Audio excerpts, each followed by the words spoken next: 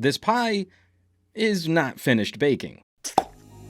I've been inundated by comments and questions about the Nokia 9 PureView, and the YouTube tech review machine is running away with the winner-loser summations, the comparisons, worth it, not worth it, is it better than Night Sight, is it better than the iPhone? Lots of conversations on blogs, write-ups, social media, and I've been getting tagged in numerous Twitter comparisons, raw file versus raw file, JPEG versus JPEG. While there's any SEO traction for this phone, I felt it important to wade into the fray. Is the Nokia 9 worth it? It's too early to tell. We can lazily throw up some side-by-side images against a Pixel or an iPhone and compare it as it stands today, and I'll be doing some comparisons in a later video, not lazily, with some purpose, but that does a terrible job of explaining and demonstrating what Nokia is doing with this camera, or with these cameras. It's just not built like that. It's really funky. I need to reiterate early in this video that I do not care about Night Sight. I'm gonna repeat that because it bears repeating. I do not care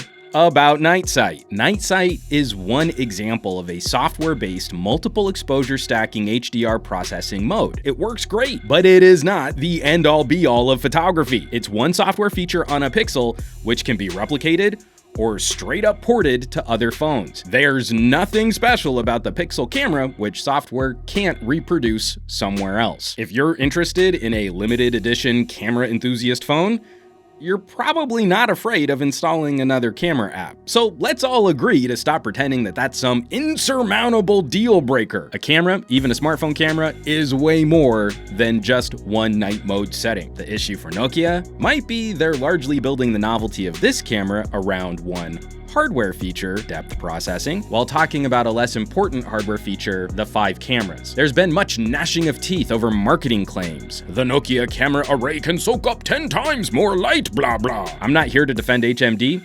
Most manufacturers fumble the marketing, but soaking up more light is only a part of the photographic equation. People seeing that claim, expecting the phone to deliver magic night vision, likely don't understand how cameras work. At the least, they've forgotten about that other pesky manual control, shutter speed. These grandiose marketing bullet points are pretty easily reconciled against the smaller image sensors and the lack of hardware image stabilization. Sure, the phone might be able to soak up more light, but it also needs to use a faster shutter to minimize handshake and blur. Plus, it's super unlikely that all 5 cameras are working on the same thing. With 3 monochrome sensors, it's very likely they're working to bracket info. One might be designed only for capturing highlights and the other for lowlights to balance. And the additive experience of multi-cameras is not directly linearly applied to the perceived brightness of the final image. We've been through this before, folks. I feel like this message just hasn't stuck. The same thing happened when we shot on Huawei Leica dual sensor phones. You actually need to pay attention to more than just the press release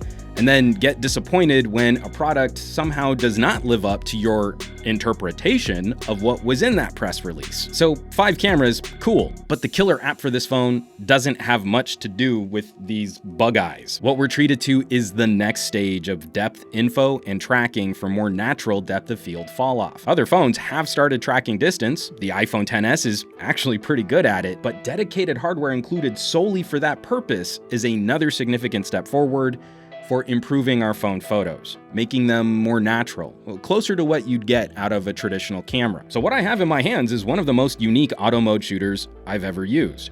Every time you hit the shutter, you end up with an almost HDR style processed JPEG, a raw file to work off of, and depth tracking information. This is radically simplifying my review setup, where I normally have to sit for a minute or 3, switching modes and toggles, often on the ground, looking like a dork out in public for every setup I shoot to get the samples I need for my camera reviews. The Nokia 9, one shutter press and I have my auto, HDR, my raw, and my bokeh mode. Done. I could totally kiss this phone on the mouth just for that. I'm actually not sure where a smartphone's mouth is. If you're looking for some kind kind of purchasing advice or recommendation as the phone exists today. Only get the Nokia 9 if you care about depth processing, raw editing, and you like the look of high contrast, darker photos with near HDR dynamic range. And you can't walk away from the idea that Nokia really does seem to be encouraging user input in the editing and processing and finishing of your photos. That's a big part of this. The phone wants your vision on the final output. It's not trying to tell you what a good photo should look like. Otherwise, I'm just gonna lay this out straight. You should not want a camera conclusion on this phone today. It's taken me days just to get a feel for it, let alone getting to a point where I now feel confident I can really drive it, push it to its limits. And now we really need to see if HMD can deliver on software and updates. HMD is a complete unknown entity for me. So I'm okay if they release a phone in a somewhat unfinished state, but now they have a responsibility to show us that they can properly support their products and live up to the expectations they set. And for those other reviewers that are out there putting out reviews and conclusions on very, very early software, one has to wonder if they're going to do their due diligence when we do start getting some software updates after the SEO glow of this phone is worn off. As always, thanks so much for watching, for sharing, for subscribing to this channel. I have a lot more to say about the Nokia 9. I've already produced an audio review with some very surprising results on headphone performance, and I'll be wrapping up a phone review, not a camera review, next week. Just because it's a funky experiment doesn't mean that this gets a pass on other smartphone duties, so stay tuned. More to come. If you would like to support those conversations, support production on this channel, please head on over to SomeGadgetGuy.com. There you'll find a support banner, which has links to all of my current affiliates and partnerships, including my Patreon campaign, building a fun community of like-minded tech pals, and it's home to all of my deep dive camera and audio reviews, like my coverage on the Nokia 9. I hope you'll check it out, patreon.com/SomeGadgetGuy. Now, you know where to find me around the rest of the internet at SomeGadgetGuy on the Twitters and the Instagrams and the Facebooks and the Twitch, and I will catch you all on the next review.